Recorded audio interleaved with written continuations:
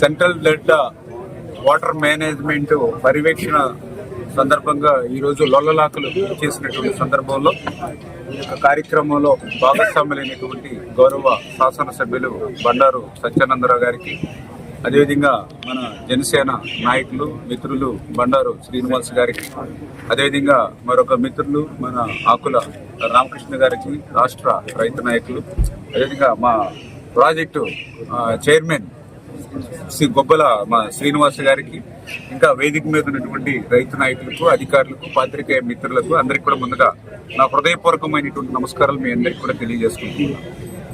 Godavari delta అంటే ఆంధ్రప్రదేశ్ రాష్ట్రానికి ఒక గుండెకాయలని.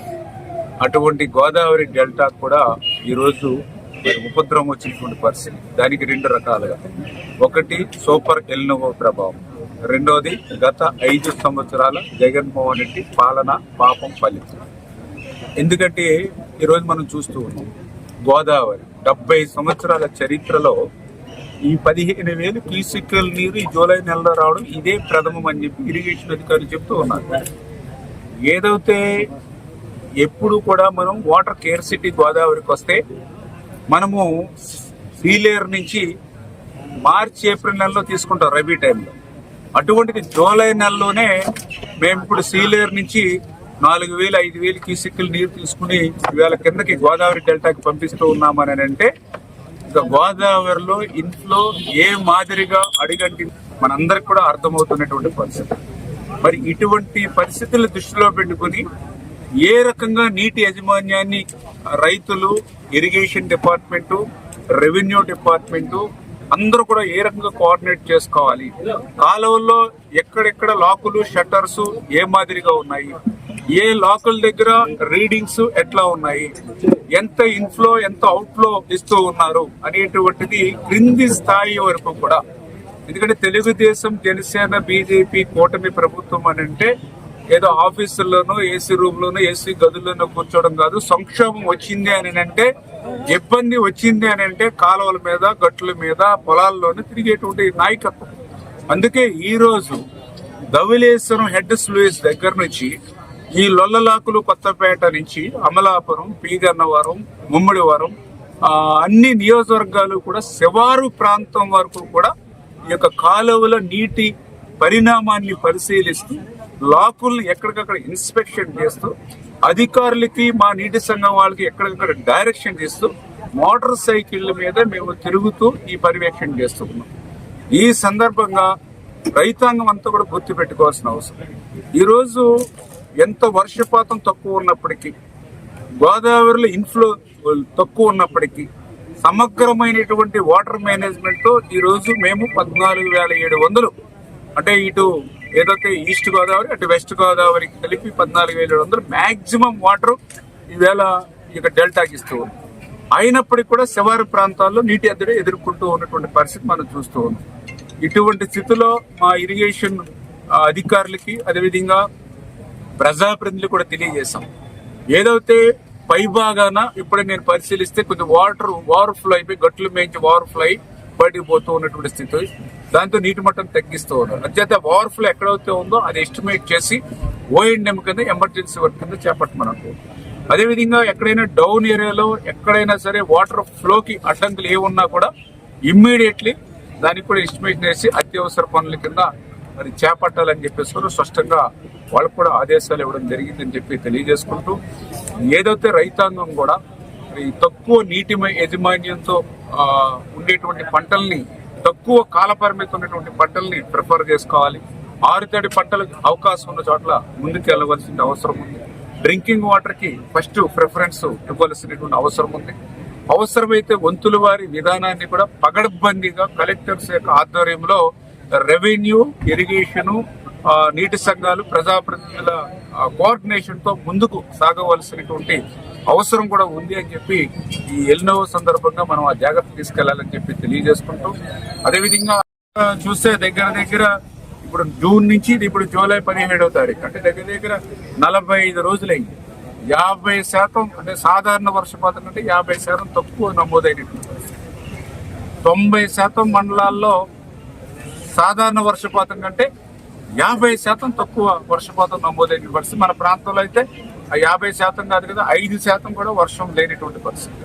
ఇటువంటి వర్షాభావ పరిస్థితిని దృష్టిలో పెట్టుకుని, సూపర్ ఎల్నినో ప్రభావాన్ని దృష్టిలో పెట్టుకుని దాన్ని కూడా సమర్థవంతంగా అధిగమించే విధంగా ప్రతి ఇరిగేషన్ అధికారి, ప్రతి నీటి సంఘం అధ్యక్షుడి దగ్గర నుంచి సభ్యుల వరకు, ప్రతి ఎమ్మెల్యే, అదేవిధంగా ప్రజాప్రతినిధులు అందరం కూడా కాలువల మీదే ఉండి, కాలువ గట్ల మీద ఉండి, లాకుల దగ్గరే ఉండి ఉన్న ప్రతి చుక్క నీటిని సద్వినియోగం చేసి ఆఖరి ఎకరం వరకు పంపించేటువంటి విధంగా ఈ యొక్క యజ్ఞం మాదిరిగా ఆ రైతాంగాన్ని ఆదుకోవాలనేటువంటి సంకల్పంతో ఈవేళ ప్రజాప్రతినిధిగా ఈ కూటమి పార్టీ పనిచేస్తుంది. దానికి దయవుంచి రైతులు అందరూ కూడా సహకరించాలి అని చెప్పి మరొకసారి మీ ద్వారా అందరినీ కూడా కోరుకుంటాం.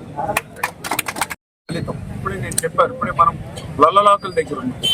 ఇదే లొల్లలాకులు ఇప్పుడే మనం పరిశీలిస్తే ఏ షట్టరు, ఏ డోరు ఎప్పుడు ఊడిపడిపోతుందో తెలియని స్థితిలో ఉంది. మేము ఇప్పుడు కాలంలోకి దిగి చూస్తే మాకే నిజంగా ఈ సీజన్ అయినా సరే గట్టెక్కుతామా అనేటువంటి భయం కలుగుతూ ఉంది. మేము కింద షట్టర్స్ చూస్తూ ఉంటాయి, సగం షట్టర్స్ తుప్పట్టి ఊడిపోయి ఉన్నాయి, గడ్డి పెట్టి ఉన్నారు, చెక్క పెట్టి ఉన్నారు. ఇలా చెక్కలు పెట్టి గడ్డి పెట్టి షట్టర్స్ ని కాపాడుకునేటువంటి పరిస్థితి వచ్చింది అని అంటే గత 5 సంవత్సరాలు ఏ రకంగా ఈ డెల్టాను నిర్లక్ష్యం చేశారు. అందుకే ఈరోజు ఇదే లొల్లలాకలికి అక్షరాల 72 కోట్ల రూపాయలు నిధులు విడుదల చేశాం, టెండర్లు పిలిచాం, వర్క్ ఆర్డర్ ఇచ్చాం.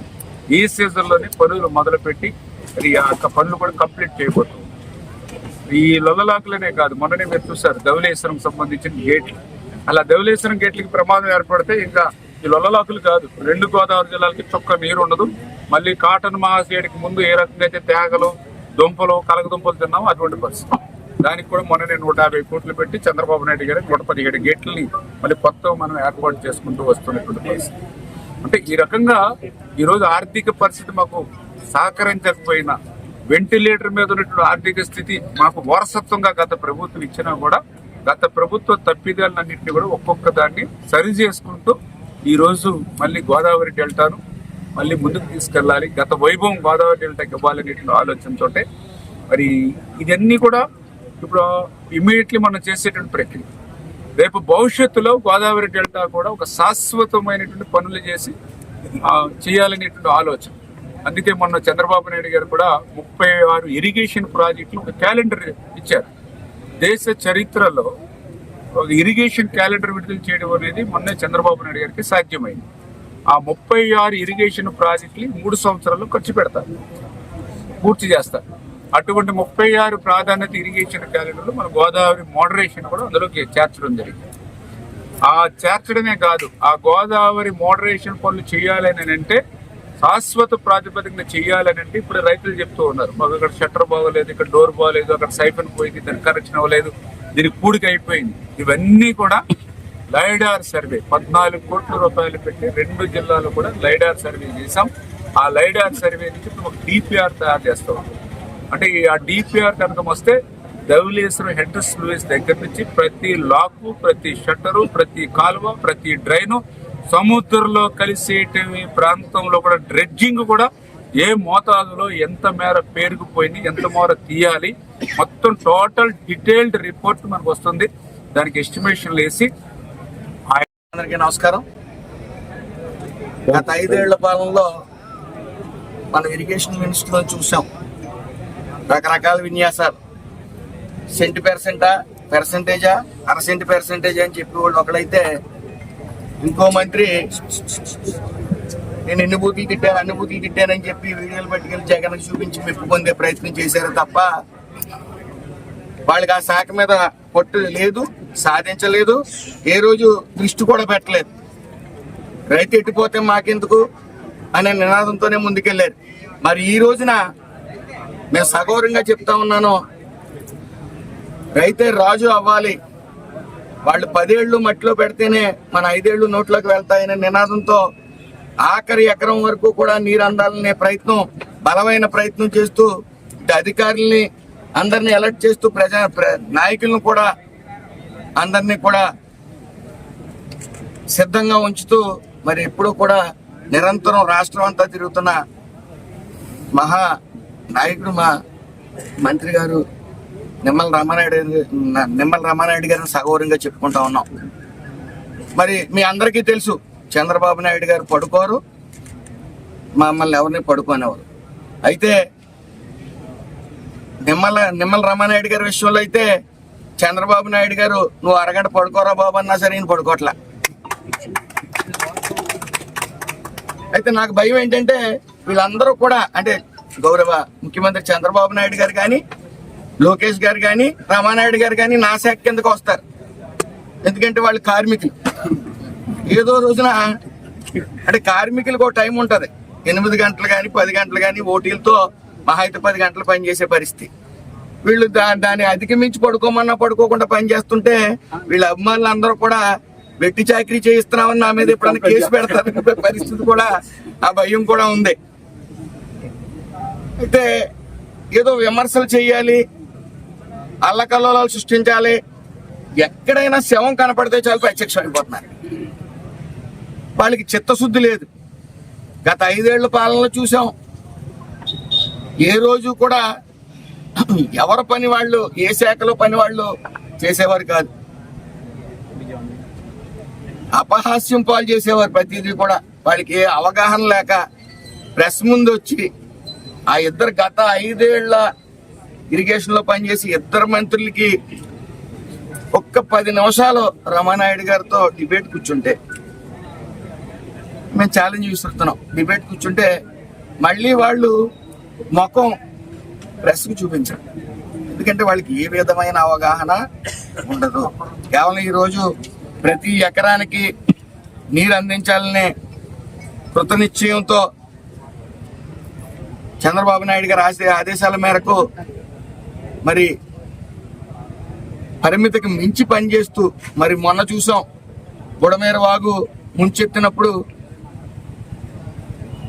కేవలం 7 రోజుల వ్యవధిలో మళ్ళీ విజయవాడ అసలు 1.5 2 నెలలైనా తీరుకుంటారా ప్రజలని చెప్పి అనుకునే టైంలో మరి వెంటనే చంద్రబాబు నాయుడు గారు, మరి అలాగే నిమ్మల రామానాయుడు గారు రోజుల వ్యవధిలో, అంటే మనం గంటలను కూడా అనొచ్చు, అసలు ఆయన పడుకోకుండా వర్షాన్ని తడుస్తూ ఆయన చేసిన సేవ రాష్ట్ర ప్రజలందరూ చూశారు. ఈ రోజుకి రైతే రాజు అవ్వాలనే ఆకాంక్షతో రామానాయుడు గారు చేస్తున్న సేవను కూడా గమనిస్తా ఉన్నారు. ప్రజలు చాలా తెలివైన వాళ్ళు, ఆంధ్ర ప్రజలు ఇంకా తెలివైన వాళ్ళు. ఎంత తెలివైన వాళ్ళు అంటే ఒక్క అవకాశం ఇవ్వండి అంటే ఒక అవకాశం ఇచ్చారు జగన్మోహన్ రెడ్డి. ఇటు గులకరాయి నాటకం కానీ, గొడ్ల కానీ, కోడికత్తులు కానీ ఇవన్నీ చూసి 5 ఏళ్ల పాలన చూసి 151 నుంచి 5 లేపి 11కు పరిమితం చేశారు. ఈరోజు ప్రజలు గమనిస్తా ఉన్నారు. కాబట్టి కరెక్ట్ మ్యాన్ అంటే కరెక్ట్ ప్లేస్ అని రైతులందరూ కూడా సంతోషించదగ్గ ఇరిగేషన్ మంత్రిని అందించారని కితాబ్ పలుకుతూ ఉన్నారు. ధన్యవాదాలు చంద్రబాబు నాయుడు గారికి చెప్తా ఉన్నారు. మరి ఈ రోజున ఒక పేపర్ కటింగ్ చూసి కాజులూరు మండలంలో నా నియోజకవర్గంలో నీరు అందట్లేదని కటింగ్ చూసి అది అందాలి, ప్రతి ఒక్కరికి ప్రతి చివరి ఎకరం వరకు నీరు, సాగునీరు అందాలని బలమైన నిశ్చయంతో ఆయన ఇక్కడికి రావడం నా హృదయపూర్వక నమస్కారాలు తెలియజేసుకుంటూ అందరికీ నమస్కారం. రైతుల మీద డిపెండ్ అవ్వాల్సిన, ఆధారపడవలసిన పరిస్థితి ఉంది. ఇప్పుడు మొన్నటి మీద కన్నా ఇప్పుడు 1/3 మనం ఎక్కిస్తూ ఉన్నాం. మొన్న 10,000 19,000 ఈసారి 15,000 దాటిస్తూ ఉన్నాం. అయితే ఎక్కడ ఎవరు ఇబ్బంది పడకుండా ప్రతి రైతు కూడా సుభిక్షంగా ఉండాలి, సాగునీరు అందాలని చెప్పి బలమైన ప్రయత్నం చేస్తూ ఎక్కువిస్తున్నాం కదా, మన పని మనం చేస్తున్నాం కదా అని హ్యాపీగా ఏసీ కారులో పరిమితం అవట్లేదు, సైకిల్ ఓ బండి వేసుకుని మొత్తం రాష్ట్రం అంతా తిరిగేస్తారు. సో అది గమనించాలి. ప్రయత్న లోపం అనేది ఎక్కడా లేదు, అది మీరు అందరూ గమనించాలి. అదేవిధంగా గత ప్రభుత్వ నిర్లక్ష్య ధోరణి, గొడ్డల పార్టీ ప్రభుత్వం గత 5 ఏళ్ల కాలంలో చేసినటువంటి నిర్లక్ష్య వైఖరి వెరసి ఈనాడు రైతుల పాలిట శాపంగా తయారైంది.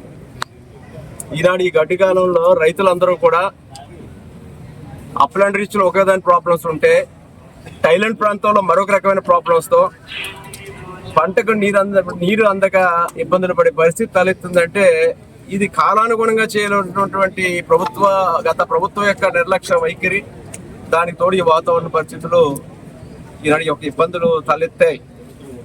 దానిని రైతులకి ఏ విధంగా ఇక్కడ న్యాయం జరుగుతుంది అనేది గమనించడం కోసం మన రాష్ట్ర జలవనరుల శాఖ మంత్రి వర్యుడు శ్రీ నిమ్మల రామానాయుడు గారు, ఎందుకంటే స్వయాన ఒక రైతు బిడ్డ ఇరిగేషన్ శాఖ మంత్రి అయితే ఆ శాఖ పనితీరు ఎంత అద్భుతంగా ఉందో దానికి నిదర్శనం మన రామానాయుడు గారు.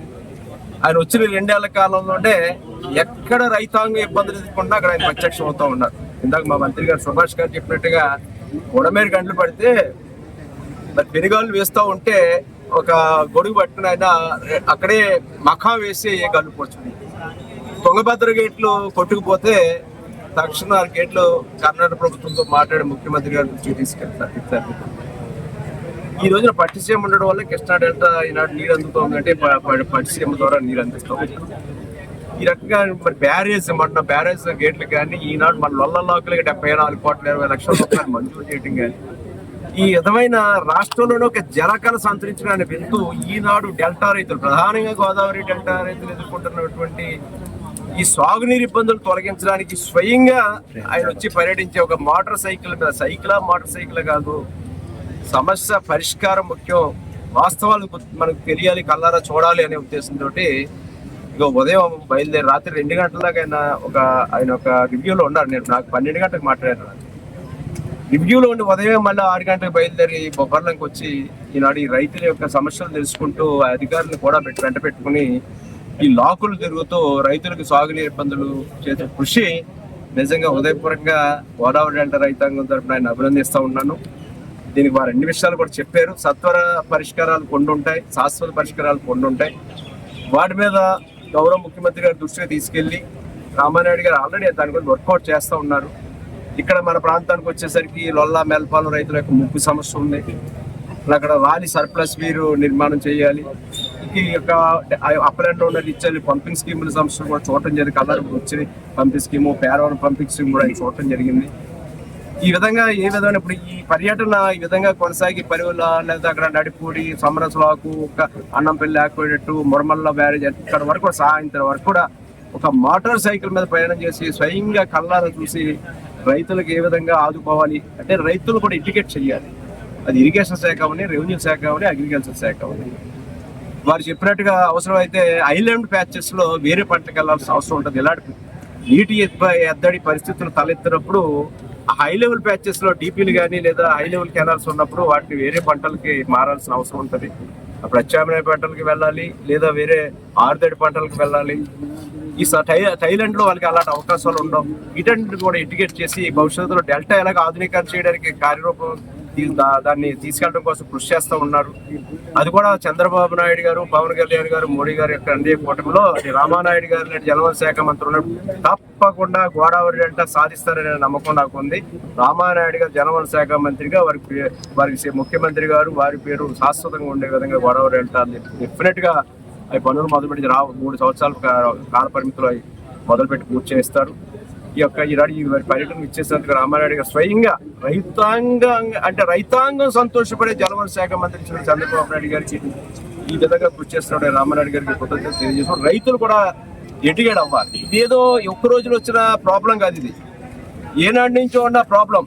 ఆనాడు 14-19 ఆనాడు తెలుగుదేశం ప్రభుత్వ పరిపాలనలోనే ఈ లాకులకి గేట్లు పెట్టినా, మరమ్మతులు చేసినా, గ్రీజులు పెట్టినా జరిగాయి.